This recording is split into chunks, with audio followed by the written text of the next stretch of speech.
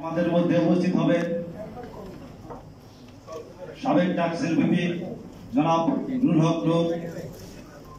আমি ব্যক্তিগতভাবে মনে করি আজকের এই প্রোগ্রামটি অত্যন্ত যুগোপযোগী এবং দাবি আদায়ের ক্ষেত্রে অত্যন্ত গুরুত্বপূর্ণ একটি সময়।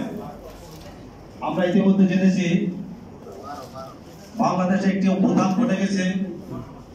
সে অভ্যুত্থানের মধ্যে দিয়ে এক স্বৈরাচারী সরকারের পতন ঘটেছে। এক স্বৈরাচারী সরকারের পতনের মধ্যে দিয়ে আমাদের দীর্ঘদিনের যে বঞ্চনা শোষণ ছিল তার একটি অবসানের গতিপথ সুগম হয়েছে। আজকে এই অডিয়েন্সে যারা উপস্থিত আছেন, বিগত 8 থেকে 9 বছর আগে আমি যে সিনিয়র বড় ভাইদের দেখেছিলাম, আজকে তারা এখানে উপস্থিত নেই, অনেকে রিটায়ার করে চলে গেছে। অত্যন্ত দুঃখ লাগে যে এতটুকু সংগ্রাম করার পরও তারা দাবি আদায়ের মুখ দেখে গেল না।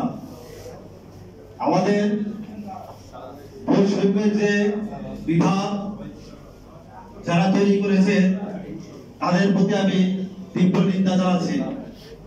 আপনারা শুনলে অবাক হবেন, প্রশাসনিক কর্মকর্তা যে পদটি তার একই দপ্তরে এক গ্রেডে না।